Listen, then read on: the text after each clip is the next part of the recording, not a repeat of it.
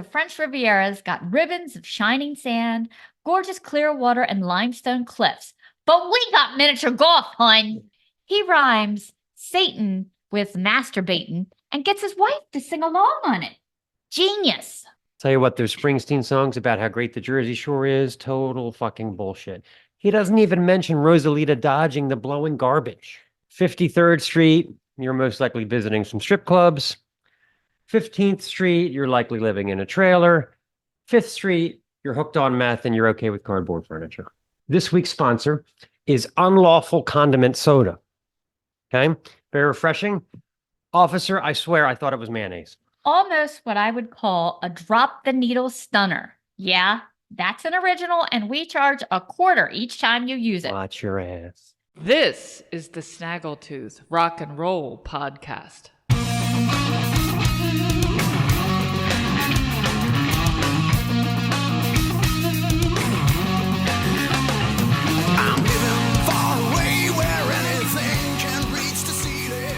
Good afternoon. We have returned. We had a heck of a week this week. Mm-hmm. So we went to a show we will discuss on the other show. Another show. Extreme Music. Got to go over to Decay to hear about it. Mm-hmm. Really good show. Well, we just bought tickets for KMFDM, which we will talk about on this show if we survive. That's going to be in March. Night. A Friday night KMFDM show. March 8th. See you guys in the emergency room. Absolutely. Yes. Yeah. And hopefully they won't play anything from the new album at all. It was all when Tim Skold left. That was it. Yeah. Yeah. Well, I had an idea for a horror movie. You'll see the sort of poster for it behind me that I came up with. I'll put it on the screen too. So you don't want to watch a horror movie with me because I just make jokes the entire time. Like it totally ruins it for everybody. But it seems kind of samey the way they're always set in like it's some witch from the 1800s or the house was built over an ancient Burial ground. Burial ground, right? Let's get some fresh ideas. Let's modernize things. So here's my idea. Okay. Cody and Damon are interior designers. They're a couple. They didn't get the memo that their condo was being fumigated and sadly died from the fumes in their condo. In a strange twist of fate, their next set of renters have horrible interior design ideas that the couple cannot let go even from the grave. All right, so we've seen the couple's cowhide print for a rug suddenly comes to life and bites off somebody's finger. Oh my. One night, the glittery scarlet wallpaper that they had just added to the den bursts into flames while the radio turns itself on and plays Disco Inferno, and then a disco ball drops. Burn, baby, burn. My favorite is the stencil in the kitchen that they just finished putting. It says, pray together, stay together. They come down the next day, it says, burn in hell. Yeah. And if you want to do an actual anagram, you can put pray together, stay together, and respell Egyptology Hatter Theaters. What is that? I don't know. I took those letters and threw them into an anagram to see what other words we could make. Oh, and it actually generated that. Very clever. Very clever. Egyptology Hatter Theaters. So the giant stuffed catfish mounted on the wall suddenly comes to life and tries to burrow into the waterbed, effectively destroying it and flooding the conservatory tragically, ruining a priceless collection of Dali art and painting. That's really tragic.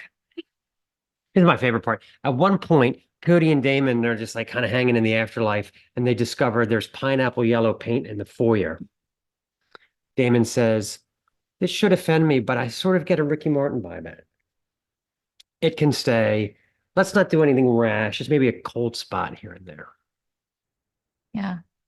Maybe secretly they plot to do a Shake Sonora Beetlejuice-style exorcism takeover dance party. The Sage Rage. It's going to be huge. Coming to a theater near you. Oh, this week's sponsor is Unlawful Condiment Soda. Okay, very refreshing. Officer, I swear I thought it was mayonnaise. A likely story.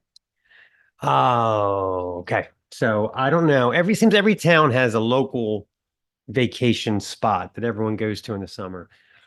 For Philistine white trash Baltimoreans, the Mecca is about 3 hours southeast Ocean City, Maryland. If offensive t-shirts, deep fried foods, and urinating outdoors is your idea of a getaway, this is the place for you. Plus, super dirty beaches, cold brownish jellyfish waters. That water is ice cold in August. You can stick one toe in. My parents would schlep us down to Ocean City every summer growing up. Their favorite hotel was weirdly right above this fried chicken shack, and it reeked of grease. The smell got into our clothes, into the car. I think our cholesterol levels all went up 10 points whenever we went on vacation. I used to feel that way when they had that place that made hot fried donuts, and I would jog by it. And I'm like, now I got to go another mile just breathing it. Right, breathing it in, right. Man. So yeah, my family too used to go to Ocean City, and for some reason, my parents loved this dive called the Stowaway.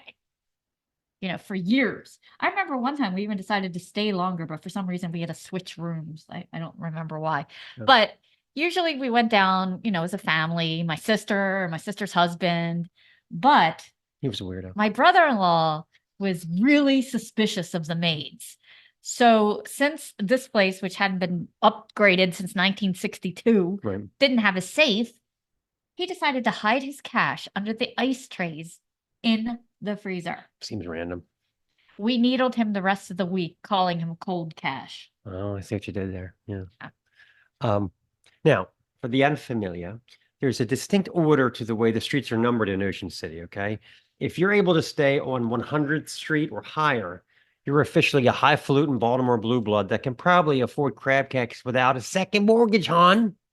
Maybe some steamed crabs even.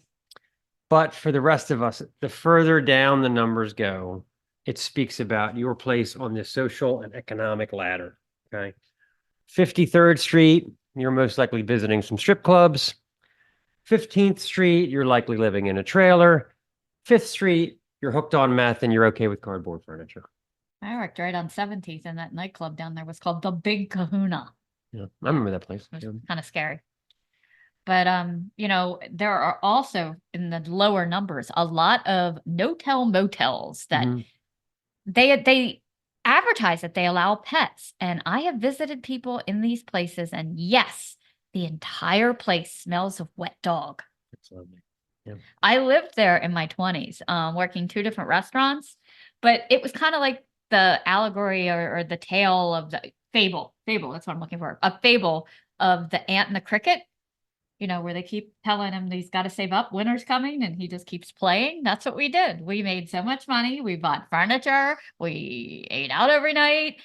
But when October came and that cold weather comes, literally almost everything closes up. And no one comes out to the restaurants where we were Ain't working. nobody going down there in the wintertime. No. They would even close up a lot of the grocery stores. You had to go out to Berlin to get a good grocery store, which unpalatably enough was called Meatland. Sieg Heil. So I always thought that was odd, but we didn't understand it. So we went from eating out every night to eating macaroni and cheese because that was all we could afford. Seasonal him. As you get down to the final 15 streets, that's home to Ocean City's famous boardwalk. And when I was growing up, the highlight of our trip was picking out the most obnoxious t-shirts for them to iron on at one of these t-shirt shops. Plus, if you were really cool like me, you would get your name marked down the sleeve. Hello, ladies. Yeah. So my brother got he picked out one with it was a cartoon sheep that was kind of wigging out, and it said "Screwy you." Wore it everywhere. He got one with a cartoon job site, and it said the caption said "Erected Peckers Bar and Grill." My personal favorite that I wore until it blew away in the wind was it's probably still on if you Google it. It's an Ore-Ida French fry, and there's a caterpillar crawling on it, and the caption is "Knock it off, asshole! I'm a French fry." I just thought that was hysterical. Well, in his defense, The caterpillar humping the French fry. well, in his defense, she was ribbed for his pleasure. Yeah. She's here all week. Yeah, that was actually where I got the original "My Boyfriend's Wife Hates Me" t-shirt. That's a classic Yeah. too. Soon replaced by the "Come on My Tit" shirt that I got. But no, we're not going to talk about that. Shall we talk about our feature interview this week? Our feature interview this week is with none other than Don Van Stavern of Riot V. Yeah. We cover pretty much the entire history from Thunder Steel forward. Tons of great stories about Mark Real. We talk about the death of Mark and how Riot 5 came about the decision to forge ahead. He tells us about the story of the fantastic new album, Mean Streets, which is slated to drop in early April. We get to meet his girl, give him some ideas for pizza toppings, and he He shares some fascinating hamster and parrot stories. So stay tuned for that. Yeah, it's a great interview. So let's kick it off. This is a brand new Riot 5 song, Feel the Fire.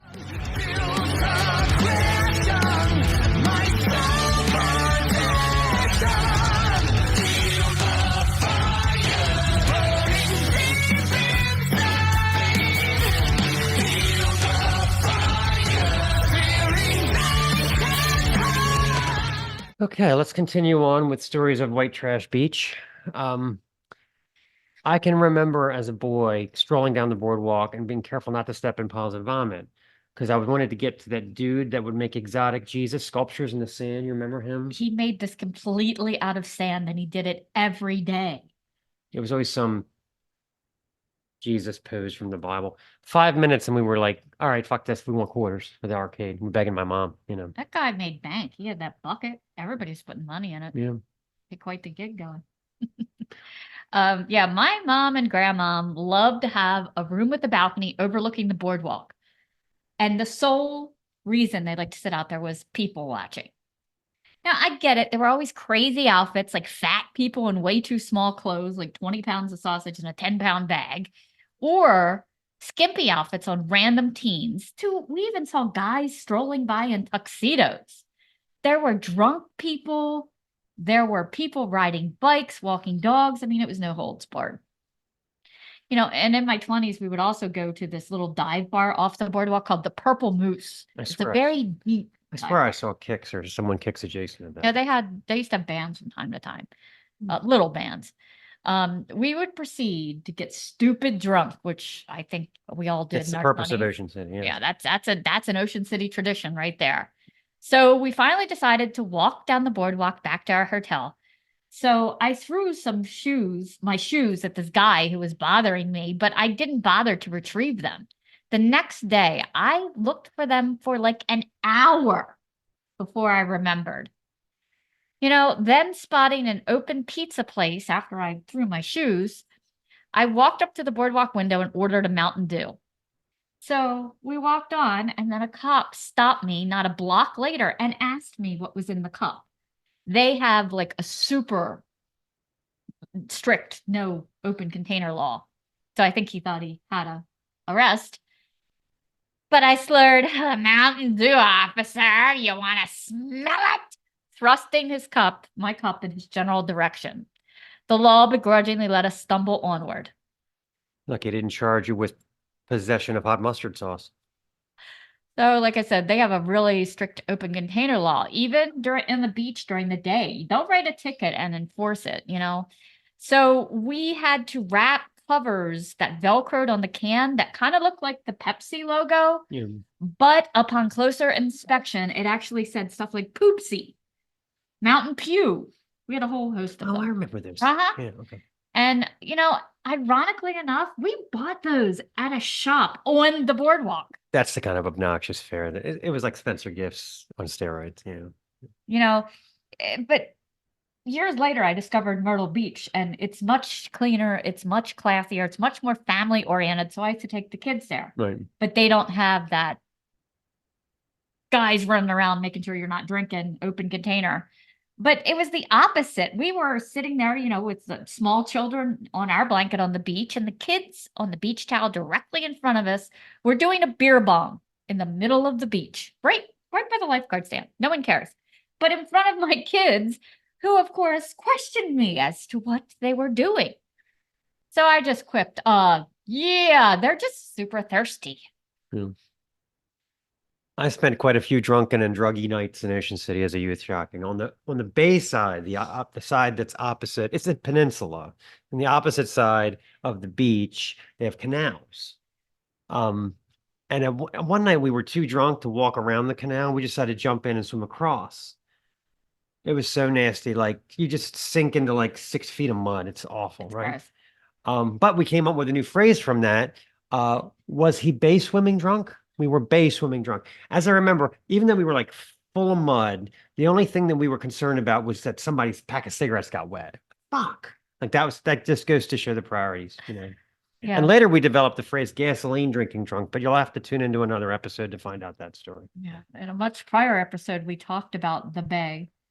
I think it was in season 1 when we were still just on Spotify. So Yeah. if you missed that one, I think the episode is actually called that. The Bay is called Big Ass a Woman Bay. Oh, right. Yeah. Yeah. But eventually someone decided to drop the big because that was like it's a No, it's just ass woman. it's but, just ass a woman.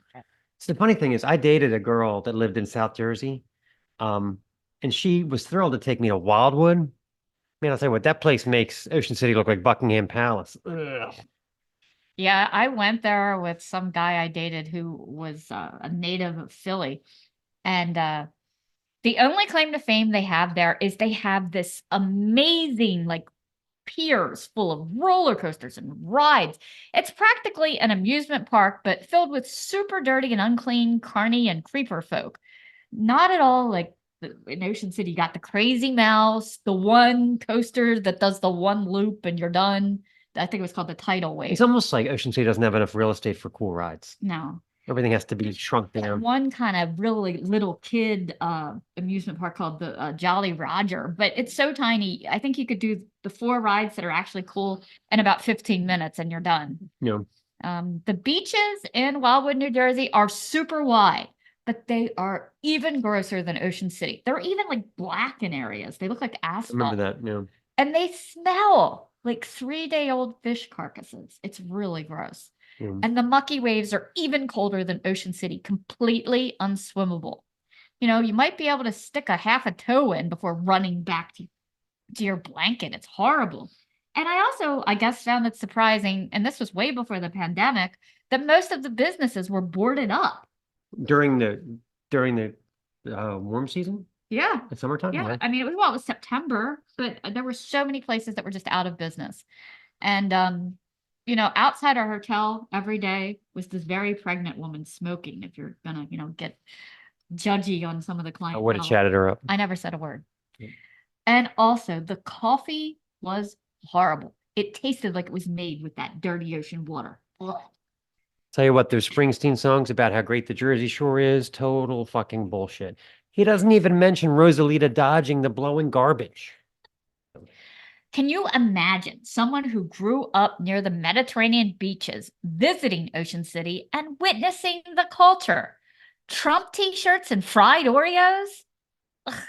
Sure, the French Riviera's got ribbons of shining sand, gorgeous clear water, and limestone cliffs. But we got miniature golf, hun. Yeah.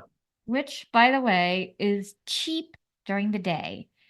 Because the miniature golf during the summer, you can play, I think, all day until sundown for It's like playing on the surface of Mercury. It's so hot. Oh my God. Yeah. But you know, we also boast, if you're not already sold, caramel popcorn and saltwater taffy. I don't think anyone knows exactly what the fuck is in it. What, saltwater taffy? What is that? No, who knows? You know, but Latex paint. I don't know. they have this big place called Dolly's and they make the caramel popcorn hot in front of you, Yeah. tossing it like a salad. And it always tasted amazing hot. But as soon as it cooled, it just kind of the taste just kind of died. I tried to reheat it in the microwave to bring that taste back, but it just kind of melted. Yeah. Ugh. I must admit, I did develop a weakness for Thrasher's fries. The fries with the brown vinegar. Oh, yeah, they have to like take it away from me. You know, I guess you could take the boy out of Dundalk, but you can't take the Dundalk out of the boy. You know. Well, for those of you who don't know, the line for this place would be all the way down the boardwalk. They're fried in with peanut oil, I think. Yeah. It's like a secret. It's like a Yeah. Baltimore thing. Yeah. And they have, you know, the Deviation. vinegar and special toppings. And I don't know, something about the sun and the sand. And you just had to have that grease. Yeah. But it was also the anticipation of waiting in that long line, you know, that just went on and on. And the longer you waited, the longer you're like, I'll just get a medium. Let's make it a large. I'll get the bucket. Because you waited in line for an hour. I mean, the closer you get, that smell, it's fries, is just so I intoxicating. always said they look like fry zombies. We were all shuffling our way up I to was the one. little shack. I would hit it right now if there was some. I'll tell you what. Smell of vinegar making your eyes tear just a touch. All right, let's get back to the music. Why don't we play a song? This is Riot with High Noon.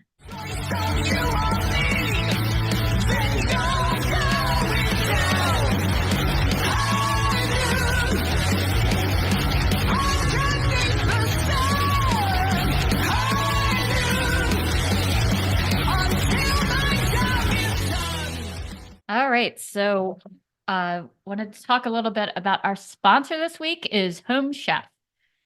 Quite possibly, and I've tried a few of them. This is the best and most choice-driven meal delivery service that you can get. You can have them. We usually get them every other week. You can get them every week if you want, but it's a lot of food. It's also portioned great for just 2 people. You can always add extra meat if you're a bigger family, or they do have family-sized portions. This week, Or legal condiments. yes, we got a tortilla and cheddar crusted pork chop with zucchini and squash. I'll probably veggetti it. A black butter garlic chicken cutlet with kale mashed potatoes. Yep, we're gonna hide the kale in the mashed potatoes. Just don't tell me about it. And piri piri steak wrap naan wraps with tzatziki, and also a slow roasted soy glazed trout, We're gonna hide some wood chips in there just for good measure. which was actually fantastic. So you get, I like the kind that you kind of have to make from scratch. If that's not your bag, they have different levels. So you have the level where you actually cut and cook everything. They have the express, where some of the stuff is kind of pre-prepped for you. And they even have options if you're, a busy mom with kids in 9 sports, you just throw them in the oven. Boom, done.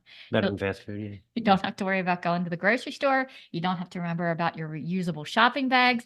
They get FedExed right to your door. And you can even pick what day you would like them delivered. So use our link. It will save you off your first order. Good collectorbation this week. As usual, we're going to focus on the Super Fuzz band. Super Fuzz's 2000 release, All About the Rock. Arguably the strongest record to come from the Kentucky Fried Sparkplug that you all need to check out, named Dave Angstrom. He's a man who had already provided us with plenty of great rock and roll with his funk and soul-laced Black Cat Bone project. Check that out if you haven't already, the album Truth. To Super Fuzz's 1997 debut, which ensconced his riff-crazy ADHD and hard-stomping grooves a la Clutch, and featured a couple of songs that he penned with the mighty John Garcia of Caius. This album, All About the Rock, was written during the band's extensive tours that closed out the 90s. And this album takes things to a new level, 13 songs that run the gamut from pogo-friendly down-tune rockers to ruminative lullabies, all of it smothered in Dave's signature spunk and guitar hooks galore. Looking back, the alt-stoner rock landscape was ready to explode during this time. Many of the genre's big names were releasing really good material, but regardless, the combination of Dave's vocals and guitar with the impeccable groove of drummer Chris Leathers and bassist Jason Groves sound like a band that was perfectly poised for prime time. The title of the album says it all. So let's play a song. So what you think about that? So what you think about life? Are you forgetting to live? Hands up for hitting sex. Chase like it never did. And what you think about me? Was I forgetting to give? Continuing on. No? There's not a lot of middle ground on this one. Dave's either storming away, full of minds bigger than yours bravado. No joking. That was the name of the label that he would come to form several years later. Or slow seething in self-woe and apologies. The twangy riffing and playful chorus of I Am the King is one of the disc's most memorable moments. You know that now because you just heard it. The quizzical banger, Arguing with God, is packed with snaking riff changes, a red-hot solo, and lines like, Am I just to blame? Are you pissed at me? Do you even care, stupid thing? On the other hand, My Confession finds introspective vocals and breezy guitar flowing over the mellow organ lines, and the creeping hook in the chorus of Anesthesia is chill bump inducing. Of course, the elephant in the room is what this man did with the song Sick of It. He rhymes Satan with masturbating and gets his wife to sing along on it. Genius. You had me there. Really not sure why this album didn't take off. I mean, maybe it was on a small label, Gotham Records, but if you put this side by side with anything from that year, from the Helicopters to Fu Manchu, this one comes out on top. Soon Angstrom would form the band Hermano with John Garcia on full-time vocals. And he was pulling double duty between his new moniker and the Fuzz Boys for a while there. Perhaps this was an attempt to grab some of that Queens of the Stone Age money. At any rate, all the Super Fuzz, Hermano, and Black Cat Bone, you should check all of it out. Angstrom often proved to be a vocal guitar double threat along the lines of Rick Froberg, Josh Hama, and Dave Menichetti. So this is Second. I think I worship Satan while I masturbated. Tell me it's alright. 'Cause everybody knows that if it's said it's so, I'm probably going blind.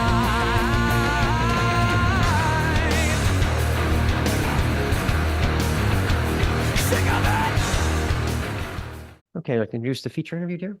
This is our great chat with Don from Riot. We are so glad these guys are back in town, and we're so glad the Seal finally got a girlfriend, which we discuss. Yes. So take it away. Loved our chat with Don. Love Riot 5. How y'all doing? You're doing great. Oh, doing good. great. Yeah, we just got rid of the pesky cat. I accidentally hit him in the face, so he I didn't mean to. He was like right here. I was like, really? You can have the cat because my dog might jump in my lap during the interview. Yeah. We have a bunch of cats and a dog too that might make an appearance. So just be forewarned. That's cool. That's cool. Maybe our seal will show up. You know, the There you go. Riot Yeah, seal. exactly. He might walk in. You never know. You never know. Yeah, that's great. Yeah. Well, we're very excited about the new album. We have the artwork behind us, Yeah, which is great. I'm glad he got a girlfriend. It's awesome. I know we've had, the poor guy's been single for 17 records, 50 years. We finally had to get him laid. He got a fine silver chick, and here we are. I was just talking about that. It was when we first came up with the concept. Yeah, we were the artist. He gave us, his rough sketches, and he had the girl in the back. We were like, wow, okay. He found true love. Yeah, you would have thought during his sumo wrestling era that he would have found somebody, but I guess not, I mean, God, you would think. That's funny. You probably all thought he was going to be a lifelong bachelor. Mm-hmm. Yeah. No, we hooked him up. This new lineup, we just, we hooked him up. She was a friend of ours, from back in the day. Yeah. So we decided, hey, come on, hook up Johnny. And it's all right. So they're dating right now. We'll see what happens. See what happens, right? Exactly. Yeah, we had actually done a small piece about you. Like we have like a vinyl throwback, and we had no idea this was coming out. So we were really thrilled because this has always been a favorite. It was just me gushing over Fire Down Under is all it was, really. She's like, what the hell? Well, we have a history, I mean, God, I've been a part of the band, since, the early 80s. I got fortunate enough to join Rhett Forrester and Sandy Slavin on the Born in America when they rekindled and came back. So, but I was a fan of the band, Guy Speranza, I knew Mark already 10 years before I joined the band. So I got to, hang out with Guy and those kind of guys. And we're still friends with Rick and some of the members, but, the history, I mean, the band it's going to be the 50-year anniversary next year of Riot. They started 75, and then the first record, Rock City, came out in 77. So it's just been, this big, long thing. There's been member changes, style changes, and fortunately, the band, is continuing on, and people seem to dig it. So it's really cool. What's your shirt? I see the Slayer versus SA Slayer, I guess. What's the bottom say? You remember this or no? I know that the Slayer versus SA Slayer thing. I get that, but what's the rest? It was at a place. I was in the Texas Slayer. That's how I met. Right. That's how I met Mark.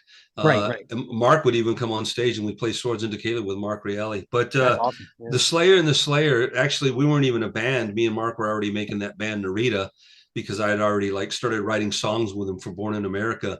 So basically, what they said, we got Slayer coming. This would be great. Slayer, with special guest Slayer. So basically it wasn't a versus. Oh, okay. So it was a lineup. It was a show, because they're like, it's for the name, and it wasn't really, So anyway, so we played at this little place in San Antonio, Texas, Villa Fontana. It's no longer there. It's torn down. It's a waterfall now.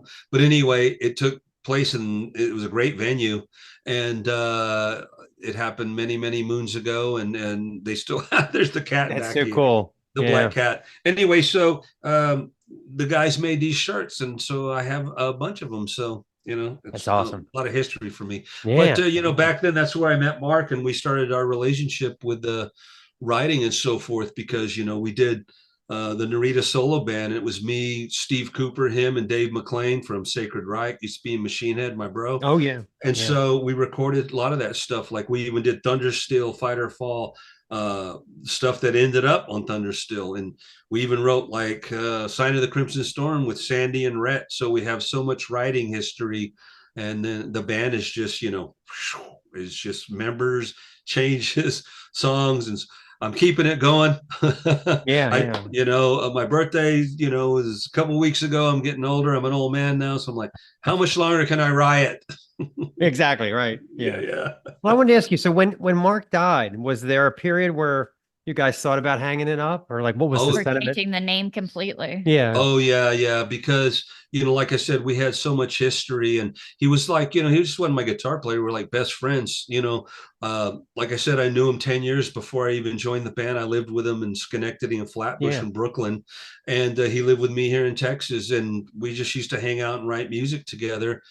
We'd go to Universal Studios, Disney World Camp. I mean, we were just friends. So there was more than just the music thing. There was the friendship. So when I did get the call to join, it was great. I said, I'm going to join one of my favorite bands. It was like Rockstar. I was like Marky Mark, exactly. So I got in the band, and then, everything, we started recording music, and it got to the point where, Mark wanted it to be like a Fire Down Under on steroids for the Thunderstill lineup, because we had been writing. He went through that era with Guy, then the more rock era with Rhett. And at the time, Priest and Maiden were the ones, doing everything. So we wanted to make a heavier record. So we moved back east. We had the same producers from all the records take control. And then we hired, like Sandy didn't want to do it, or Rhett didn't want to do it, but we hired Bobby Jarzombeck, who's a phenomenal drummer. He's in Sebastian Bach, Halford, Fates Warning. Now he's playing with George Strait, the king of country, which is crazy. Wow. Now he's making real money, but he's playing. I was going to say, he's probably getting paid. He's getting paid a lot of money playing stadiums. Chris Stapleton's his opening act. Anyway, so anyway, we got him, and then we got Tony Moore, of course, and we did the 2 records. And it was in that deal. And then I parted ways for a while because of discrepancies with management and money.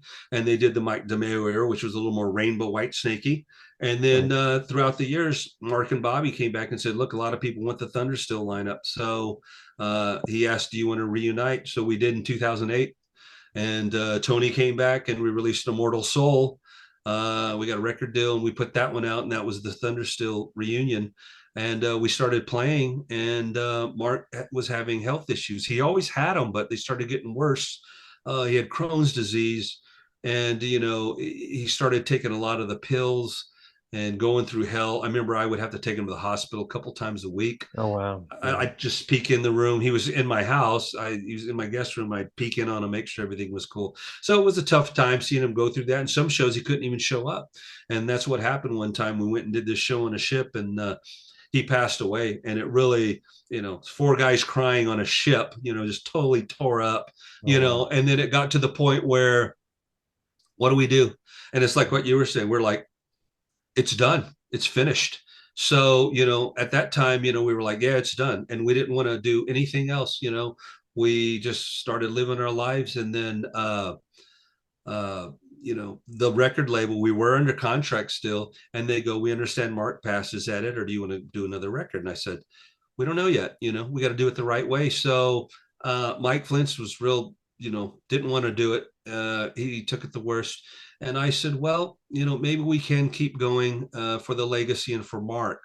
And so, we talked to some members, and we talked to Mark's dad, Tony Reale. He's 90 years old now, and we still take care of him. There's no family. His wife died. Mark was an only child. Wow. We flew him down. Mark wanted to, he wanted to be buried in Texas. He's not too far from me. And we flew his dad down. We still take care of him. And we said, and then of course, all the 5-way split goes to his father with Mark's music and stuff. So I remember Mark's dad just going, don't bury Mark's music.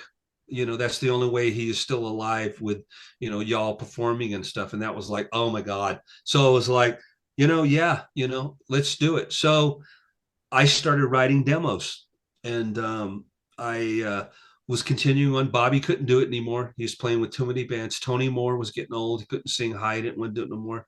So I wrote demos, and I looked for a singer, and I found Todd Michael Hall. Believe it or not, a German friend turned me on to him, even though Todd lives in Detroit or Michigan area. I know it took a German guy to tell me. And so I found Todd, and I did some research on him, and I saw him playing with Jack Starr and other bands, and he looked great, he's like Hercules, his long hair and, six pack, and, he's good looking. That doesn't hurt, lead singer. So then I heard his voice is incredible. He had that voice, that high voice, and so I put him on the demos. I had 2 songs, and I sent him to the label. And the demos were me playing everything, drum machine, bass. I'm a guitar player. I played the dual leads all the way, everything. Sent it to him. The label freaked out. Oh my God, this is great. He would be proud. Got to go forward. Okay. Mark's dad was like, yes. Then finally Mike Flintz goes, all right, let's do it the right way though. Let's don't do it like a lot of bands are like, it's a brand, and we were like that. No, we're continuing on the right way. When I joined in 88, we continue that Thunder Still pattern of music. We still like the old rock stuff, and we play it for the fans, and stuff like that, but out of respect to Mark, and the fans and stuff. Our 2 biggest albums are Fire Down Under and Thunder Still. So we play a lot of music from those still. So when that happened, we found musicians, besides Todd. We looked for a drummer, and we found Frankie Gilchrist from Virgin Steel in Leisler. He's a great guy, lives in Jersey.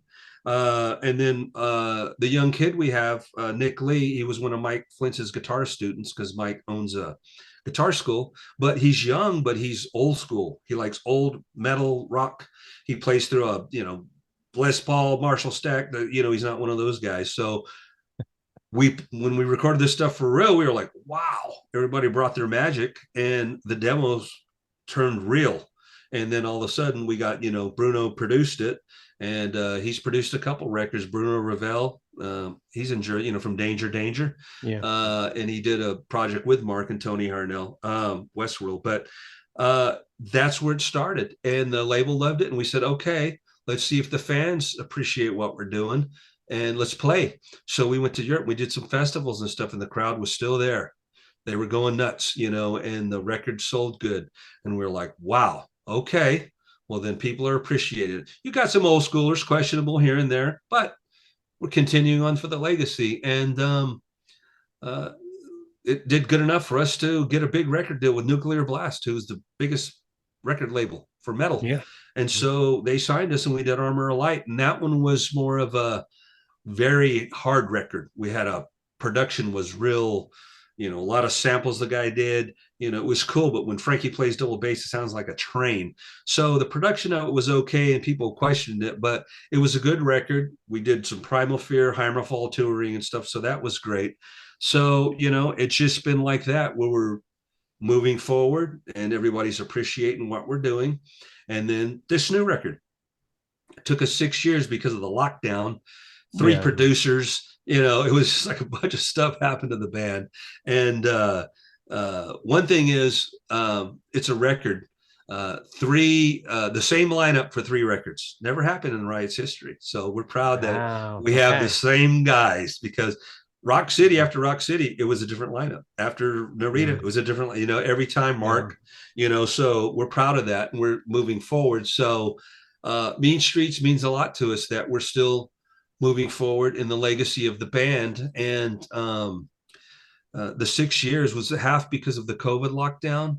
It put everything on hold, besides, the studios, marketing, the labels. Gigs are hard to get. When we tried to go to Europe, Italy wanted you to go there for 2 weeks lockdown. This one wanted to back this, it's like, you can't do that. It's got to be back to normalcy. And we didn't want to release till the time was right. So we took our time. We wrote 20 songs, and we picked the best 12. And we had the same guy that produced Armor of Light produce it, and he made it sound real metal. And the label goes, we want to go back to the roots, So he got his money and went by the wayside. Then we got these other two cats out of New York, out of Long Island, and they produced it. It sounded pretty good, but we were still not satisfied. So they went by the wayside. So we're going, okay, we're two producers deep. Yeah. And money too, spending the money on it. So finally, we got Bruno again, because the label kept going, get Bruno Ravel, man. He makes y'all sound big, melodic. He comes from the old school. I mean, he's naughty. Come on, that sticks in your head. You know what I mean? So he's the guy like, you can't look past that. Yeah, you can't pass that. So basically, with the way we wrote the album, we did, think about this, having the time off. I told the guys, I said, you know what, let's do a record for the whole Riot family. I said, let's not just do Thunder Steel music and a few things. I go, I'm going to reach back and I'm going to write a song like Overdrive. I'm going to write a song like Road Racing. I said, I want to like do the whole Riot, so that's why I ended up I wrote like Hell to the Warriors. It's that fast tempo. You got to begin the album off with, hitting them in the face. After it, I wrote Feel the Fire. Now that's like, what the hell is that? It's an old school rocker. It has like Judas Priest Grinder, Led Zeppelin breakdown, the big harmonies like, Striper or TNT. And Bruno was like, this song is so good. And so we felt like, let's do that. So that's why this record not only has the power metal, we have hard rock songs on here too, and even some AOR songs, commercial songs. We call them bank rock. Mark used to call them, let's write a bank rock. Blood Streets was a bank rock, and so that's a good one. And then, lean into it towards the end of the album. Oh my God, you could hear that on the radio. But so we wanted this a well-rounded record. So we're happy with the way it came out, and the song choice that we did. So hopefully everybody likes it, and you guys like it. Yeah, I really like the variety, and he already pulled Grinder out as soon as I pulled Grinder out right after she played me the one song. Yeah, you're like, they ripped off Grinder. Well, no, the riff's a little different. No, it's different. Riff's a little different, yeah. But listen, I want to ask you. You were talking about Thundersteel, the cover. I've always wanted to ask this. The cover for Thundersteel does not have the seal on it, and the guy is like connected to the tank. Do you know anything about the artwork, like why it was picked and what's the story behind it? Voldemort. No, what happened is when we changed gears, the last record before that was Born in America, which had the seal. So they were thinking with the music change gears. So actually Tony Moore, the singer, had a friend in New York City that was an artist, and he did like cartoon Marvel kind of stuff. So he said, how about this? This will be Thunder. We said the album's Thundersteel. So that's his version of Thundersteel. And we're going like, it's kind of different. Usually we have the seal, but we were like, okay, well, if we're shifting gears, let's go ahead and try it. But it's funny, but if you look on back of someone when they re-release the record and stuff like that, they have a little Johnny on the very back. He's tiny. He's tiny on the back of the record, but he's like Mighty Mouse. He's in a cape like this, but it's a seal head. So cool. we said we at least got to have him on there. But yeah, it was like an artist from Tony, and he decided to do it like a Marvel hero and stuff. That's why it came out. It was totally different. And even on the next record, Privilege of Power, when it was just the TV sets, we said one of the TV sets has to have a seal. So if you look at the TV set, there's a seal in one. Oh yeah, I caught that. Yeah. I mean, bands like Iron Maiden have Eddie the Head. Megadeth has Rivet Head. Yeah, it's got a cute little seal. Yeah. What the fuck happened? So on Privilege of Power, you bring that up. Like who was the one that had the idea for like the horns and the like the different instruments that went on that? Was that? Oh my God. Well, it was a producer thing. Steve Loeb and them that did Thundersteel, and they did every record up to Rock City and stuff, and they did a few more after that. There was a little discrepancy with them. You've probably seen the documentaries in them, so it was kind of weird. But anyway, they were in there, and they thought it would be cool to kind of do like this weird concept album with people. And at the time, we recorded in Green Street Studios in New York, where Rock City was recorded. I mean, all the albums far down in were there. So we were there, and at the time, Tower of Power and the Brecker Brother horn section were there, and these guys played with Springsteen and everybody. And they said, "Hey, what about if we do, there's Killer this Jolyn Turner sang it, and with Tony, and they were like, let's check it out with horns, and there goes my dog right now. Anyway, so you have yours, I have mine. So anyway, they just thought, let's try it. We're freaking out. We're going, what? I mean, we love bands with horns. Don't get us wrong. I love Chicago, and I love that kind of stuff. But with metal at the time, they just kind of wanted to, try something different and be unique. And we thought it came out sounding pretty good. I mean, you can't argue with a horn section like that playing on your record.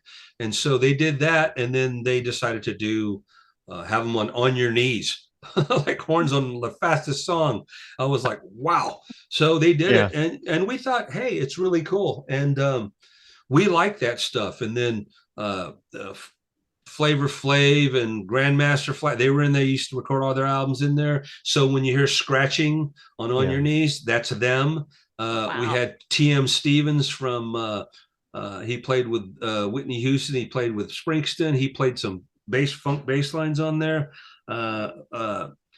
G.E. Smith from the Saturday Night Live Band. He played with Hall & Oates. He played the intro to Marianne. So they were just getting all these people in there. And then Jolyn Turner, the big singer from Rainbow, they had him, come in and do a duet with Tony. So all those things were really cool. The kind of things we didn't like so much was the in-between things. When it takes it a whole 2 minutes to get to Metal Warrior, I mean Metal Soldiers. We're like, hello, so sitting, it's like, dude, step away from the cocaine for a second. Only make it like, maybe like 10 seconds long. What I mean? Well, a lot of records had that back in that. Well, of course, period, because we all did that in the 80s and 90s. So, but anyway, so it was a cool record. The only complaint, and I see about people, is they say the little intros and stuff like that, and I understand, but it's a great record.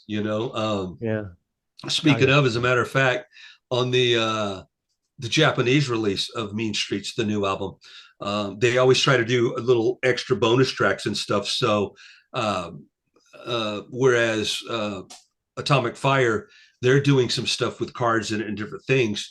Well, the Japanese version, they're doing like some live tracks that we did with Loudness. We played Metal Weekend in Japan with Loudness, and so we play Crazy Nights with them. They play Warrior with us. That's going to be on there. But one of the other bonus tracks, or actually two of them, one of them is what I was just talking about, Jolyn Turner. When they did the medley on Killer, basically Tony sang it all by himself, Joe sang it all by himself, and then they picked and chose for each verse. Well, what we did on this, they remixed it, and now it's Killer with just Jolyn Turner singing the whole song. So it's kind of cool. And another cool thing is that I was telling you about, we actually recorded Sign of the Crimson Storm on Thunderstill, but we did demo it with Sandy Slavin and Rhett Forrester. That's remixed and on the record with the original when I was in. So that's going to be a good one to grab. Yeah. You have a crazy history with your Japanese fans. How did that happen? Was it just the 2018 tour? Or? Man, it was one of the things was the fact that Riot had never been to Japan. So we were representing the whole Rock City through Born in America. So that was Riot's first appearance. So the band, they had a relationship with them through albums.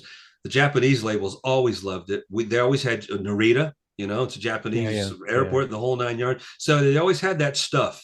And so when we first went over there, and this is funny, we go over there and it's like, first of all, they pick us up in limos, treating us like, gods or whatever. We're like, wow, this is cool. We're going over there and there's like a couple hundred people standing around the hotel, kimonos. We see all that shit. And we're like, wow, they're having a wedding here. That's cool. Wedding and stuff like that. Next thing we know, we're sitting in the thing, me and Mark, and the door opens and the guy goes, this is not a wedding. This is here for you. And we're like, what? And the next thing we know, two big security guards like walk us through the crowd in through the hotel. And we were going like, what the hell is going on here? That's it was awesome. Beatles. It was like Beatles for us. So they get everybody inside, and we're waving to the fans, through the window and all that.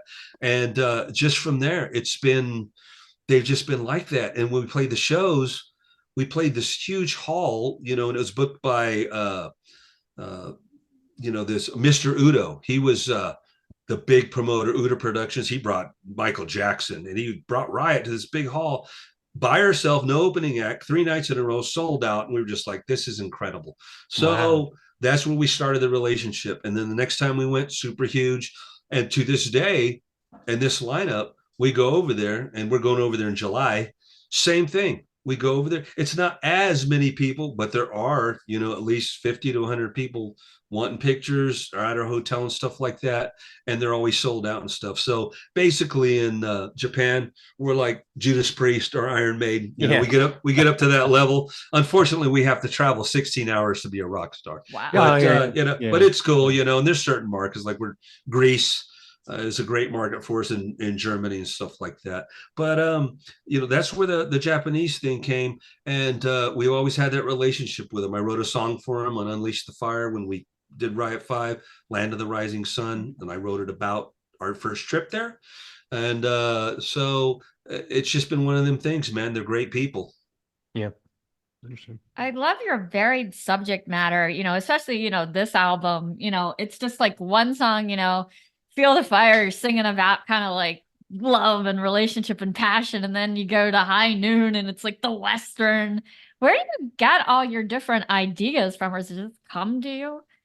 Yeah, when I wrote High Noon, I wrote the lyrics to most of my songs. I write lyrics. Todd writes lyrics to all of Mike's songs. He didn't write lyrics, but High Noon, I went back to, I had that power metal feel like I did.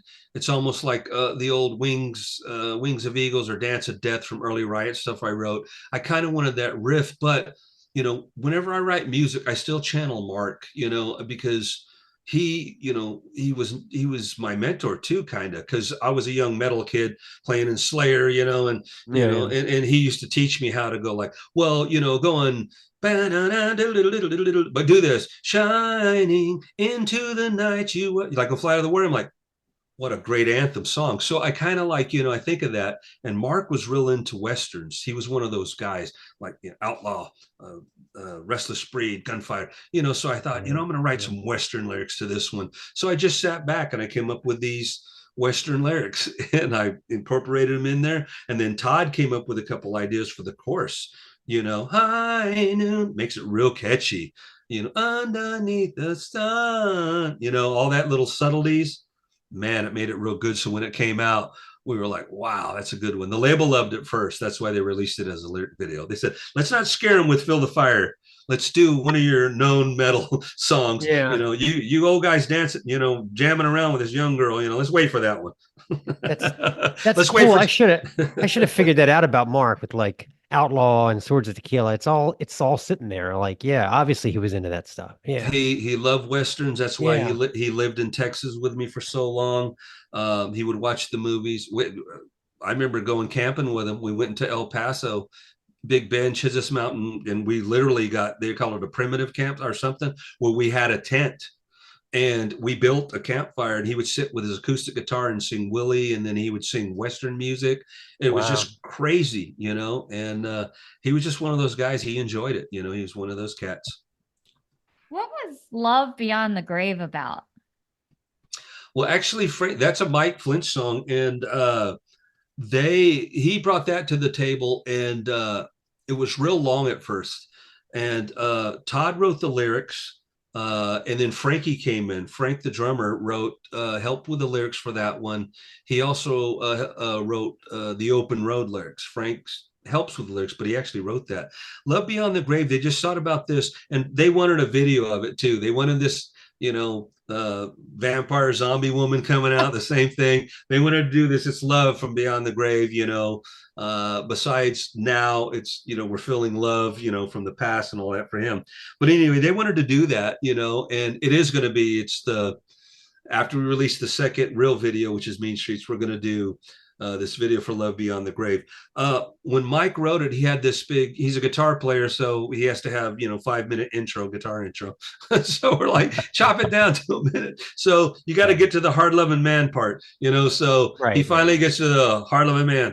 And then so we all, Todd came up with the lyrics and stuff like that. And then on the chorus, Mike went back to the intro with his real long and gothy, and he was having this, and I actually wrote the chorus. I said, let's go back like Hard Loving Man. After you finish the verse, you go back to the down like Hard Loving Man. I'm a hard love, goes back. I go, but let's do a chant. So I go, love from beyond the grave. And then Mike goes, that's a great idea. So that was an effort from the whole band. So we edited some stuff. We took out some stuff, not make it so long. And we put that chorus in there. And that one, that's probably my favorite Mike Flint song, Yeah. It's a great song. The documentary, the Fight or Fall documentary, is so great. I wish more bands would do that because the way it connects the old and the new is perfect. And I just the original manager, when he talks about like trying to break the band and the original singer leaving and all, it just breaks your heart. I mean, what was it like? Whose idea was it to make that? I mean, like to bridge the old and the new like that? Well, we've had like a few documentaries come out. There was a recent one that came out. Another guy did one. Martin Popoff did a book and a little bit of a video talking about the history of the band. And I think what people like is that the band has been, through so much member changes, everything, and still is playing to this date. So it's an interesting story. Fight or Fall was done by the Metal Voice and Giles Lavery.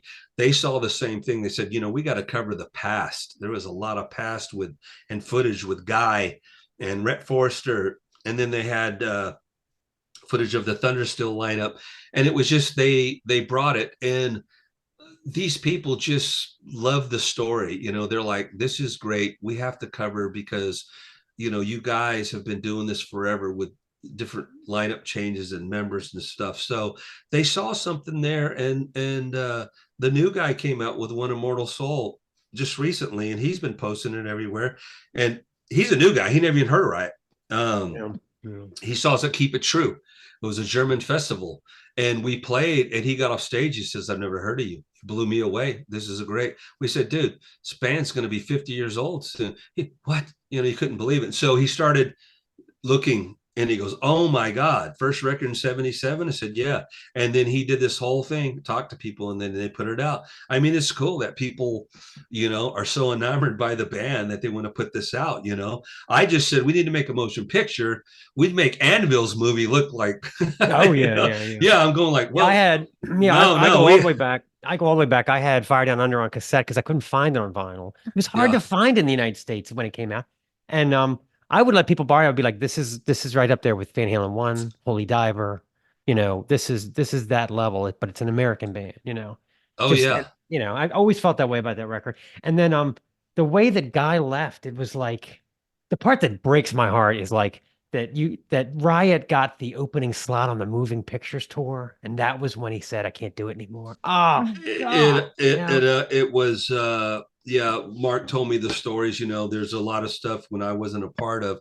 Mark told me all this stuff where he's from a very strong Italian family, and they didn't like the way the rock and roll thing was going. He wasn't making a lot of money, and they couldn't take care of his daughter, and when he married an Italian girl, and it was just he married Gina, and they ended up wanting to try to do something family oriented, and they said Riot's not Metallica or Van Halen. You're not going to make you're not going to settle down.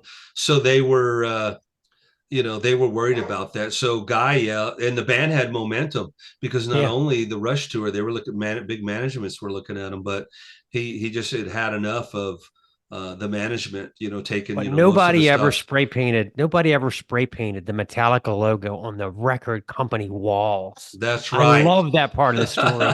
They could make that into a movie. I mean, that is awesome. I know, and it's crazy that. Because I was like you, when I was growing up, Fire Down Under, I was already, I liked Rock City and Narita, but when Fire Down Under came out, forget about it. That was, that was an anthem, that record, and, it's just too many things, Guy did that. And then replacing him, Mark didn't go with the Guy that sounds like him. He Yeah. switched gears drastically. He got Rhett Forrester, who's a great singer, but he was more of a Southern rock singer. Why is my dog barking? Be quiet. I heard that years later, Scott Ian from Anthrax tried to get Guy He for did. Anthrax, and he was like, "Fuck that! No, I'm done." Yeah. He was. Guy turned into a exterminator. True story. When you read that about him, he was exterminator. And some people say he got his cancer from that, but I don't know the truth. But we heard Anthrax was trying to get him at one point, for the whole switch. Yeah, that they said that was true, but Guy died of cancer. And then Rhett Forrester, Mark said, Mark was into Bad Company and Free, Paul Rogers. I want to. Yeah, you can hear that on that record. Yeah. Yeah, and like when it was like almost when the Thunderstill came out, Riot fans were like, "What the fuck is this?" It's just like Guy Speranza, going to Rhett Forrester. People are going, "What the fuck is this?" But they're going like, "Well, it grew on you, Hard Loving Man." I mean, the album started growing on you. We're like, it's Riot, it's different, but it's good music. And then after a more rockin' album with a singer like that, then we go to Judas Priest. We go to like Thunderstill. People are like, "What's going on?" But it turned out good. It's just one of the Marx used to tell me, the band's longevity is through good music. And if the band can keep putting it out, you'll continue. If you don't write a dud or if you keep writing stuff, but you just got to keep writing good music, many lineups, good music, so that's kind of how it is. But, that's why people do documentaries. They cover the past. Now they're covering the future. They're like, and these guys are continuing on, and it's like, we're doing it out of respect to the family, to the legacy. We're still friends with Rick Ventura. I know Peter Bitelli from Rock City. He lives, not too far from me here.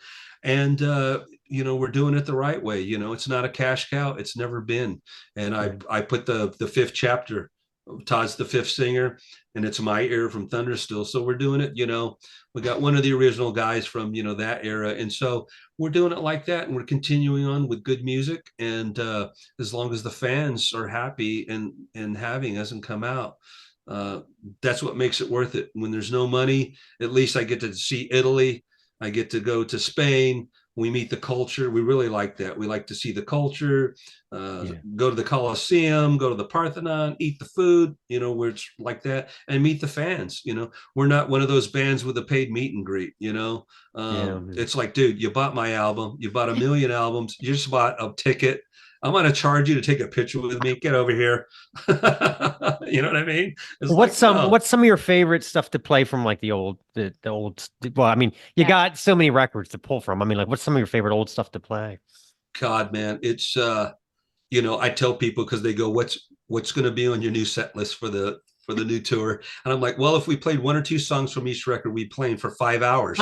And they're going like, "And?" I'm like, "Well, that's quite a show." Yeah. I just turned 61 like 2 weeks ago. It's like, come on, my neck is still intact. I'm drinking tequila. Give me a break. No, but anyway, so we try to, obviously you got to play the new album. And we want to, but we don't want to just like not play anything else, because there's been some bands, even Maiden once, they went out and did all the new record. I'm like, they're famous for that. That's cool. I said, but people want to hear Trooper. People want to hear Running Free. I mean, so what we're going to do is we're going to probably play 3 or 4 from this one. We'll play a couple from Armor of Light, a couple from Unleash the Fire. That'll take care of Riot 5. And then, of course, our 2 biggest records, Thunderstill and Fire Down Under. We always got to do Outlaw. We got to do Swords and Tequila, and sometimes we'll do Don't Hold Back. And we've been doing Fire Down Under the last festival. So we'll do 4 from there. You got to do Thunderstill, Fight or Fall, Johnny's Back, Flight of the Warrior, and Blood Street. So we got to do those. Then we go back and we started playing. We used to play the same stuff. We said, let's do some earlier. So we started playing Overdrive off of Rock City. And that's like, we never played that. We always play Warrior. When we go to Japan, we play Tokyo Rose and Rock City. So we try to incorporate that. And then you go to Narita, it's like, okay, we're going to play Road Racing. And then we started playing 49er. And then people were like, okay, we're going to do Hot for Love. You're going to do Kick Down the Wall. It's like, wait a minute, so we try There's to so many good songs. Yeah, there's pick so many good songs, and then we started doing stuff from the Rhett era, and Todd does it justice, even though it's the more bluesier voice. So we started doing, besides Hard Loving Man, we started doing the title track, Restless Breed, Heavy Metal Machine. So we try to pick, we try to make it a well-rounded set list to please everybody. So we do stuff from the first album to the very last album. At least we're doing that. We're doing DeMeo stuff, Nightbreaker, Angel Eyes. You got to include all that stuff. There's so many eras. But when you're headlining, you got a full hour and a half, 2 hours. It's fine. When we're doing a festival, and they want you on and off in an hour or 45 minutes, then you got to like cut it down to 10 songs. It's what? So it makes it tough, but we do our best to please the crowd. We don't think of ourselves. We think of the fans when they're out in the audience looking at us. What do they want to hear? They want to hear some classics. They want to have a good time. So that's what we do. We think of the fans when we play, and when we write music. We write Riot style music because that's what they come. It sounds like it. Yeah, I mean, I love the way that you're like, where's the fight or fall, or where's the we need a Swords and Tequila type of riff here. I love that. That's you got to, and even on some of this stuff, hi. There's my wife right there. Look, you can see him and his wife. Come. You don't have to be on camera. Come here. Anyway, that's funny. Anyway, so I try to channel Riot's music, and I write stuff, like Mortal Eyes. It was a fast road racing kind of bass lick in the beginning. Lean Into It's an overdrive drum beat. I mean, you just want like familiarity is really, really good with the fans. And I think all the songs are pretty good. So we'll have to see. We're excited to get out and play and do this tour that's coming up in May. It's funny. We're talking about you having so much great music to pull from. Reminds me when I went to Monsters of Rock, and it was Sammy Hagar's first with Van Halen, and they started playing cover songs, and I was like, fuck off. This band is done. You've got 9 fantastic records, and you're fucking playing The Who? Go to hell. This band is dead to me, Yeah, it's like, what are you doing? Hello. I was like 15 years old, and I was still like, fuck off. Yeah. I mean, I always, like I tell Mike, I write to, I'll write a song to the guy in the front row in a jean vest with patches, holding a mug of beer, spilling it, going fire down under. That's your target audience. I'm like, that is my target right there. I want this guy to sing while we're playing music and stuff. That's great. So I mean, I do that. I take that into consideration. It's a legacy that I loved before I joined, and once I joined, the love even got more. And then now that I continue on for Mark, it's just one of them things that I told him I would do it, and I would do it the right way. And I just went and talked to him the other day, man. His grave's like literally like 5 miles from my house here. I'm in Texas, and that's where he's buried. And I'll sit there and talk to him. I'll tell him, say, bro, 17th record coming out. Thank you, man. We do this for you, and he's sitting there, and he's probably going, okay, you're going to give up soon. I'm like, no, 61, I'm still going, I mean.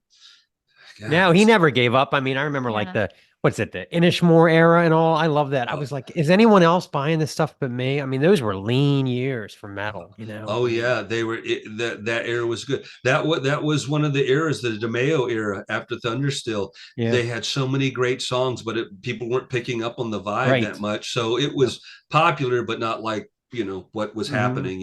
So we still try to at least represent a couple songs from that. Mike's a great singer. He's went on to do a lot of stuff. He's like the backup singer and keyboard player for Tommy James and the Shondells, that old 50s band. Yeah, that's so cool. He does that, man. And Bobby's with George Strait. It's just like, what the hell? You got to pay the bills. Yeah. Mark played with Bonnie Tyler for a while. I mean, it's like, that's great. Holy cow! I recorded the last 2 Alcatraz records. I mean. I'm not touring with him, but I did the bass for Gary Shea. So you brought up Alcatraz. So think about this. You probably already thought about this, but if you're the guitar player for Graham Bonnet's band, you have to be able to play Michael Schenker, Yngwie Malmsteen, Steve Vai. Steve Vai. Yeah, basically, like every song is ridiculous. Yeah. I mean, you have to, Richie Blackmore. Yeah. Isn't that crazy if you think about it? Like, and it's just the Graham Bonnet band, but all of his hits are with these crazy guitar players, you know? It's yeah, they had a great career. I mean, they're still continuing on, but Graham's not there and Ingve, so it's like Right, right. I think it's just one guy now, Waldo. Shay's still doing it, but he had something going on, so they asked me if I would at least do the two records. So I did the last one with Graham Bonnet, and then I did the one when they got Doogie. So I'm on the Right. last two Alcatraz, and I love them. You know, That's I was cool. like, it's one of my all-time favorite bands. You Yeah. know, so I would not want to have to learn those guitar solos, though. I'll tell you what. no. Even the new guitar player, Joe Strump, he's really good. Yeah, yeah. Crazy, yeah. All right, so we play a little game on the show. It's 5 random questions with Stace. That's me. Okay. So I have 100 questions in front of me. So I want you to pick 5 random numbers. Okay, I just have to pick a random number. Yep, and then that'll correspond to a question. One through how much? 100. So just One- five one five through numbers. 1 through 100. Okay. How about unlucky 13? Okay. Let's do my age 61. Let's do 69. And then Always let's do, yeah. How many is that? 4? It's 3. 3. I need 2 more. How about my gal's age 43? And then let's do 50. Bullseye. Okay. All right, number 13. What would be on your ultimate sandwich? Sandwich? Yes. Okay. At first I thought you said set list. I said, oh, that's We easy. covered that. We Deep covered that. Purple, Judas Priest. Yeah. No, my sandwich, my ultimate sandwich would probably be well, it depends. I mean, I'm a Asian eater, so I like, that kind of stuff. But my ultimate sandwich would be smoked turkey breast with avocado and jalapenos. Ooh, right. we love a jalapeno. Yeah, we do. Yeah, We yeah. grow our own. Yep. That would be mine. And I get those at Schlatsky's sometimes. Although those sushi burritos are out of this world too. Yeah. I like fish. I like fish sandwiches too. 61. Are you a patient waiter or are you very impatient? Oh, well, it depends on what it is, but in traffic, I'm very impatient. Okay. If I got a lady, her credit card's not going through the machine at the grocery store, I'm impatient. But I mean, there's always, if there's a little old lady walking across the street, I'm patient. You know what I mean? So I'm in between. It depends on the situation. Right. I am patient. I will deal with it, but there are some things like get the hell out of the way. I have a hard time with the little old lady counting out the exact change. That's 13, 14. That's hard. That's almost the thing at the grocery store. Yeah, when they're absolutely. doing the change, or they're like, they're looking for it and go, this coupon doesn't work, and it's just Oh, like, no. yeah. Oh my God. Yeah. Yeah. I'm nice, but I'm like, Mhm, mhm. Always like, here's $1. Just move on. Yeah, exactly. Yeah. 69. How much time do you spend reading labels at the food store? Well, I actually, at first, I would just get stuff, and I would get stuff that says sugar free, or I'd get stuff that says good for you, and then actually my gal, Megan, she is a label reader. So what she goes, don't believe sugar free, because when you look on there, there's still sugar in there, but there's certain things. So basically, when I tried to lose a little bit of my physique here, I was like, I got a keg, Todd's got a 6-pack. So when I try to work on this, I'm going like I'm trying to eat better. So we will, I will read a label where it says, the, stuff like cholesterol and this and that and stuff like that. Yeah. So I try to eat healthy. So I do read labels like that. But for some stuff, I'm not going to read the label on my tequila bottle. I'm like, it's tequila. Yeah. Better not knowing. Yeah. What do you think I look so young for? Come on. That's my vaccine. It's called well fermented. We use the same. Yes. Yeah. Good. Let's see. 43. What is the worst behaved pet that you have ever had, and what did they do? Oh God. Well, the one I have now, is great. But I've had some when I was growing up. My dad used to love basset hounds. and they were crazy. They just wobbled around the whole time. But you know, we've had cats, and the dog I have now, Molly, she's like 18. She's old, Oh, but wow. she's doing great. She's running around right now. She's a multi-poo. And you know, she's great. She's loving. She's like, you know, she's like our daughter. You know, we're pet Yeah. people. And so you know, the only thing annoying about her when she barks at everything, like she was earlier, you know, Yeah. it's like, it's not the mailman, it's a tree, it's a branch. Calm down. It's just a branch, you know, going like Yeah. that or something. She'll understand. hear that. But other than that, we had a pet named Paco when I was growing up. It was a parrot. It was a bird, and the thing would just talk. It would say everything. We'd be watching TV. My dad would be like, you know, honey, bring me a beer. Honey, bring me a beer. It was like, it's almost like, you know, when you're watching the TV show and the guy goes, Alexa, and then, you know, your whole shit goes off. You know, Right.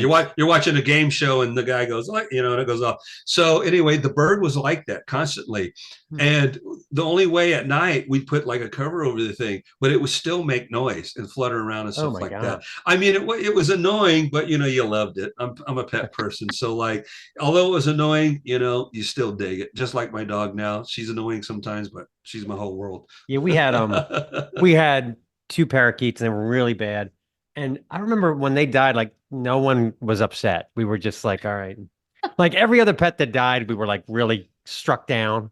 But when Yeah. the parakeets died, it was like, all right, let's just move on. You know, there was no shedding of tears.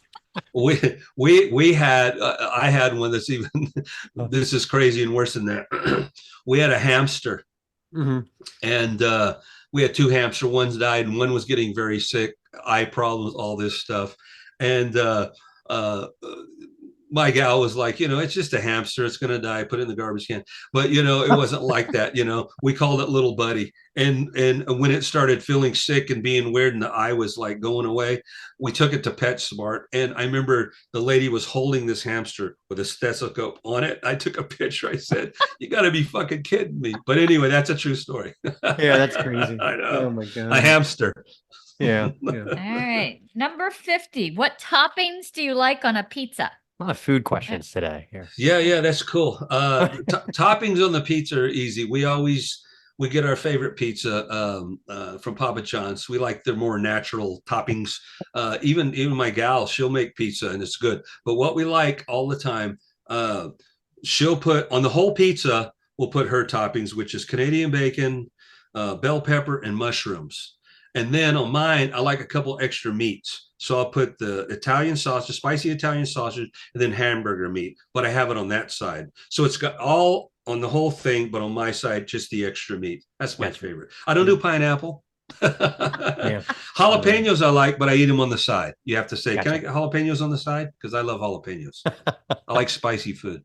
Yeah, we do too. Yeah. We're from Baltimore. There's this place by us that it's crazy. They make a surf and turf pizza. It's got steak and crab meat on it. It's really good. Yeah, it's That's really good. that's my new favorite right now. Wow.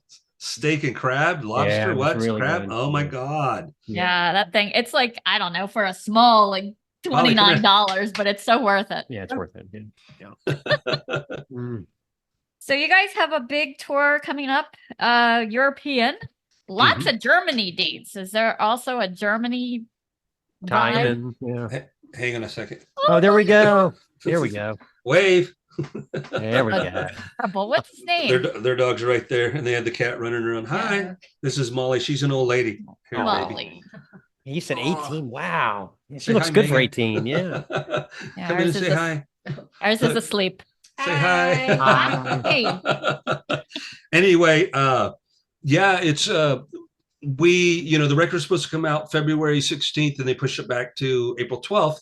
And it was kind of, the excitement was building, and they kind of pushed it back with the label changing and all sorts of things going on. So it kind of works out though, because now April 12th, 2 weeks later, it starts, May, the tour. So it kind of goes together. And we always do Europe, like I said, here, Riot has that kind of vibe here. In Europe, huge. So we're starting in Warsaw, Poland. Great fucking place. We played there. Doing all of Germany. Germany is a big place for Riot, the Netherlands, all that. We're going to get to all that, but we're doing like 2.5 weeks there. And then after that, we're going to do some US dates. The guy's booking them. But besides that, we're doing Wacken Festival, Sweden Rock, Japan in January, with Australia, South America in September. We're doing some accept dates in Germany, and then stateside they have something lined up we do it like this because unless we're out with a band and we got the bus and it's with a couple drawing bands, that's one thing. But if it's just us, after the lockdown, a lot of venues, they don't shell out a lot. They don't want you to play on a Tuesday in Muskogee. Like, who's going to come? So sometimes we'll do like a Thursday through Sunday. We'll fly out to LA and we'll do like, Hollywood. We'll play the Whiskey. We'll do San Francisco, San Diego, and then we'll keep going up and we'll do Oregon and stuff like that. And then we fly back. We do Texas. We fly to the East Coast. We'll do we have some dates they're booking right now in Jersey and Pittsburgh, New York and stuff like that. Maybe Baltimore. Yeah. I haven't been to Baltimore in ever. What was the big club there? Hammerhead? No. Hammerjacks. Hammerjacks. Yeah. Remember we played there. We played there on the Thunderstill tour, Hammerjack. They don't have it no more, right? They redid it. relocated and it wasn't quite the same. There's like kind of a Starbucksy version of it now. The old one, I Oh, used to go see Kicks like regularly. Yeah, that was It always there. Yeah. Kicks Oh, and yeah, Hammerjacks yeah. was the big draw. Yeah. Wow. Yeah. Yeah. A lot of clubs are turning into that side. Yeah. So Yeah. So yeah, we'll it's 10, get out it's and 10 play. o'clock. It's 10 o'clock. Fuck off. We have a DJ that's coming on. You know what I mean? Oh, yeah. Like that vibe, That's happened to us in Spain. We play this giant venue, and man, right at it's an early show, because they bring in all that other people. We literally will go on at like 7:00 and we'll play, and then we'll end. And at 10, they get all the people out, and they're even standing there while we're loading equipment out, and all of a sudden, it's booty fest. Yeah, it happened to me, and I'm like, I'm buying beer here. I mean, you're really gonna throw me out? Yeah. People are drinking tequila because we're here. Now we got booty music playing. What it makes the hell? no sense at all, but whatever. Yeah, I know. So, but anyway, so we'll be out there. We got our agent said that Queensryche and Armor Saint are doing that little run. They want us to do 2 weeks in Des Moines, Iowa, starting, just a little thing. So those we can kind of play a lot. But when we're doing it by ourselves, we got to strategically pick places that'll pay us, and it's traveling in there and stuff like that. So, but it looks like we're going to be busy, and I hope people, come out and they dig the new record. It's a really good album. Yeah, it is. It's great. Really good. It's great. Yeah. Thank you. I'm glad you guys like it. We're We love it, excited. yeah. We like the videos. The next video y'all love. It's the title track. Mean Streets comes out with the album on April 12th. We have the character in there. We got an actor with a seal head. That's with great. a leather jacket on, and he's drinking with us. It's crazy. Oh, How hot was that and feel the fire with all those pyrotechnics going off? After we would shoot he shot like the band all together, and then he would do individual. And what we would do is they had a guy there because it was smoky as hell in there. So what would happen when I'd finished, the guy kicked the door open and you could see smoke, and he'd tell us, go out back. And I'd breathe in some fresh air. Now, okay, take 2. And I'd go back in there and do it. But it was smoky. They even had a fire guy with a little badge thing there, because when you're doing that, you have to have a guy with the fire extinguisher and all that. But I mean, it was cool. It was just 2 little fire jets. They did it. And then he did all those crazy lights and stuff. So that's a good thing. I mean, but it's so funny because in the 70s and 80s, they didn't have a guy. Hell People no. were just shooting off fireworks. It's amazing that people didn't get killed at these shows, because it was the same guy that was running around getting drinks for the band was in charge of the pyro. Yeah. Hurry up, dude. Push that button. He goes, wait a minute. I'm doing a shot. Oh, I think they got your hair here. You're okay. Now when we play festivals, it's like in the contract. I mean, they're like, if you want to use pyro, you got to buy this permit. We got to, and all this, you got to pay our guy. Oh my God. Just give us a little smoke on stage. We're cool. That's fine. That's fine. Well, I've been stalking out your dates, so hopefully you'll get somewhere close to us. Yeah. Yes. We want to cover everywhere. So hopefully look out, man. We interviewed Mark from Jag Panzer, and his wife barged in to tell us that she had advanced to the next level in virtual reality. Oh my God. That's crazy. So That's kind of cool. Interrupted yeah, I think it That's was. funny. She was so excited. So yeah, that was interesting. Yeah, my gal, she hears me doing these interviews and the dog's here and she comes in and she hands me the dog. I said, well, come in and say hi. And Yeah, she's exactly. shy, Always I'm like, invited. Yeah. yeah, say hi, so but that's cool though. Cool. She did Cool. that. That's All right. Well, this was great. Thanks so much for doing it. Hey, thank you guys. It was awesome, man. You guys are a lot of fun. Falling on deaf ears.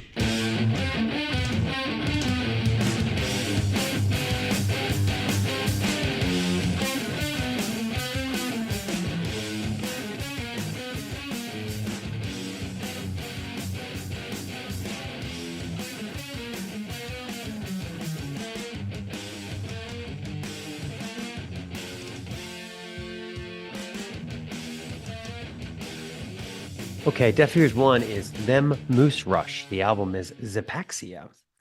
Enough about ice fishing. Now we turn to music. Them Moose Rush is a Croatian rock trio formed in 2011, crafting a sort of skronky alt-prog with soulful hooks and stout bass workouts from Branimir Kuruk. Lead singer and guitarist Nikola Runjevec's Prince in a Panic vocal style is a perfect fold to the herky rhythms of Kuruk and drummer Marinko Komlin.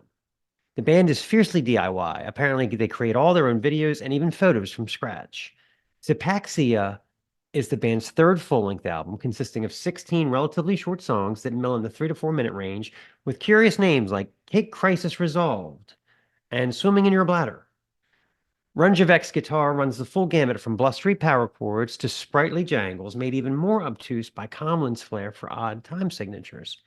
Quite frankly, this odd assortment of Zappa-like twists and ambulance siren rhythms should not work, but it does. Last Call is a sort of gracefully awkward waltz in the vein of the Flaming Lips, emboldened by some downright whimsical guitar and bass interplay at the solo. Sundog Sunburn takes off on a churning three-legged prog riff by way of Venus. Rajavik wailing. Gave her roses, bled on toenails, shine on me, shine on me, shine on me. Shine on me. This is not your father's progressive rock, people. Only criticism is the band doesn't really eclipse the opening track, Dernska. Which is a person's name, apparently. I looked it up. It's a track propelled by lazy funk bass line and very Pisky-X vocal from Nicola, with more cryptic lyrics like, rain falls up when you're around, upside down and inside out, know your math. Fans of this quirky prog, rock, or ambitious alt-rock are in for a treat with Them Moose Rush. Catch them on tour now with He Go for Panic and She Cock Jerk. This song is called Drendusa.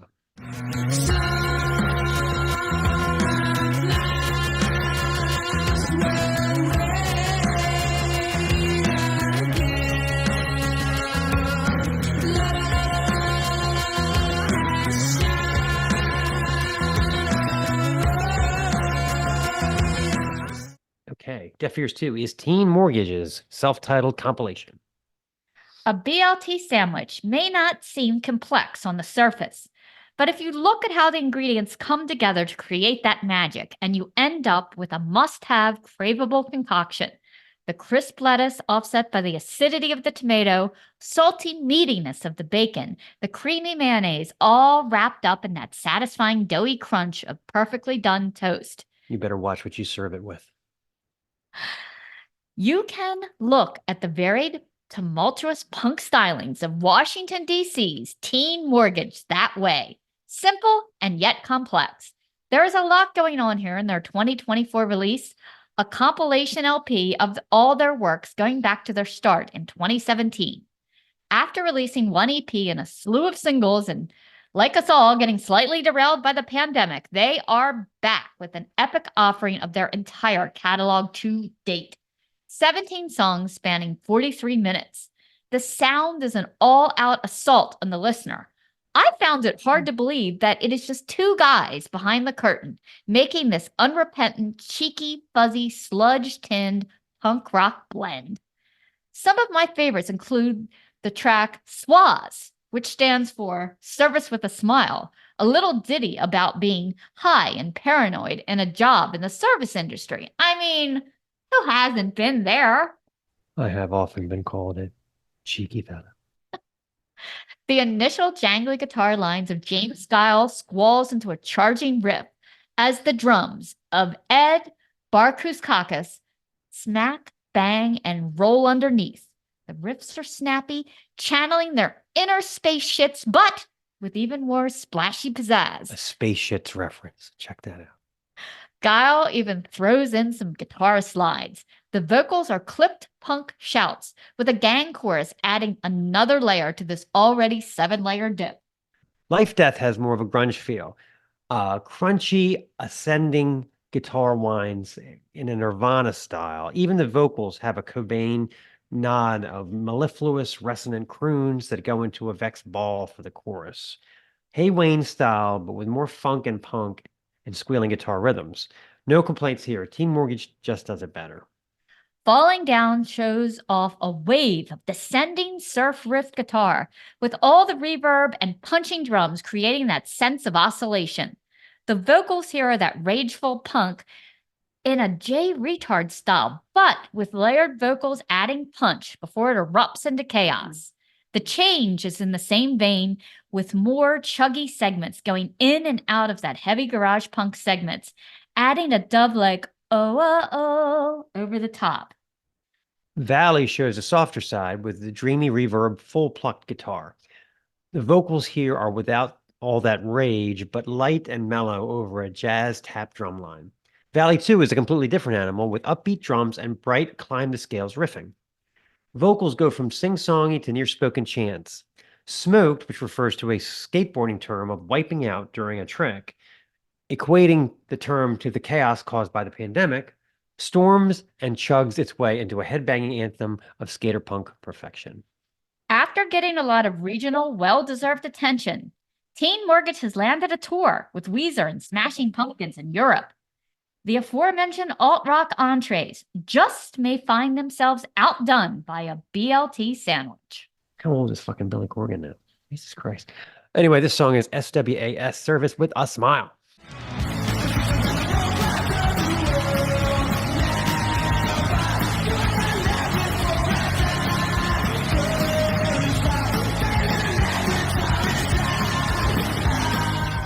Okay, Deaf Ears 3 is Mater Mortem. The album is called Old Eyes, New Heart. I am not going around looking for more proof that I'm a schmuck. It just sort of finds me. You ever walk past a bar in your neighborhood like 100 times and you never think twice about going in, and then one day you finally do and the place is lively as hell and you think, I'm a schmuck, right? Same exact feeling when I discover a band after they've already been around for decades, dropping multiple records and playing huge festivals. My latest blunder is Mater Mortem from Norway, a sort of gothic prog metal band formed in 1997. The new one is their 8th album, and Old Eyes, New Heart is 10 tracks that dwell in the 4 to 7 minute range, punctuated with creative drumming from Mads Solis, I love that name, effervescent guitar from the tandem of Anders Langberg and BPM Kirkevag. Does BPM stand for beats per minute? That'd be a great name for drummer. Anyway, the whole thing is frosted with the smooth, soaring vocals of his sister, Agneta Kirkevag. There is a cinematic quality to these songs, regardless of their length, and it's interesting the way that the songs are arranged without the need for storming power chords the entire time. Riffing is adventurous, and the flirtations with dream pop conjure images of immortal bands like The Gathering and Cocktail Twins. It is almost what I would call a drop the needle stunner. Yeah, that's an original, and we charge $0.25 each time you use it. Watch your ass.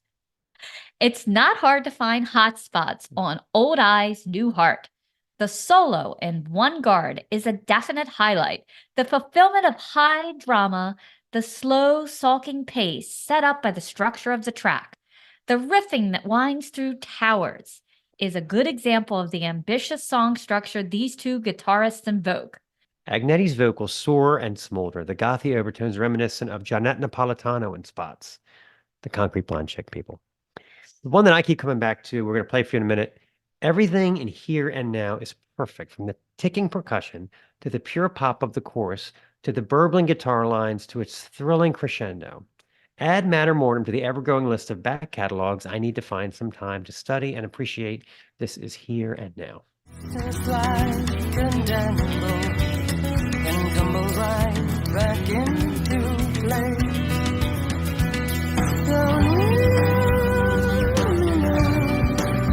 Then I can sing for no other. A healing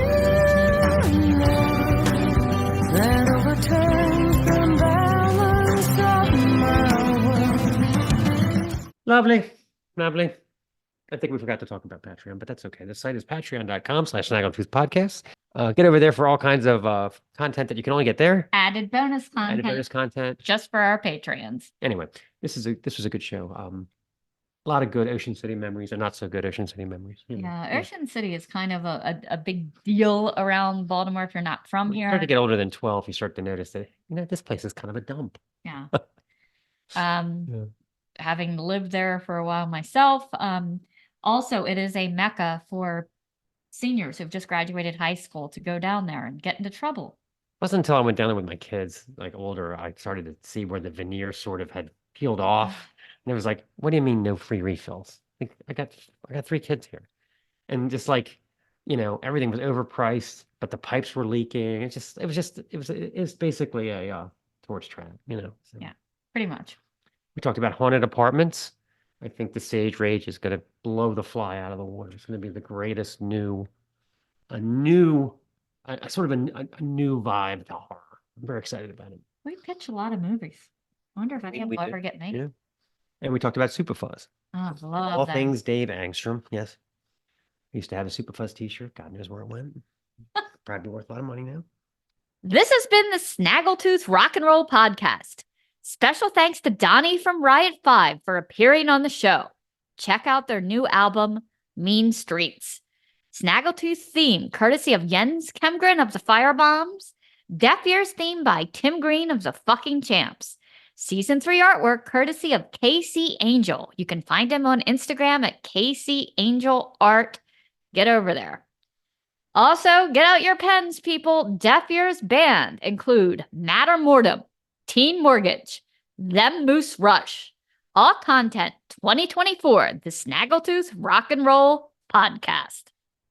Hon, if you listen close to the conch, you can hear the sound of me paying way too much for fried Oreos. This is the Snaggletooth Rock and Roll Podcast.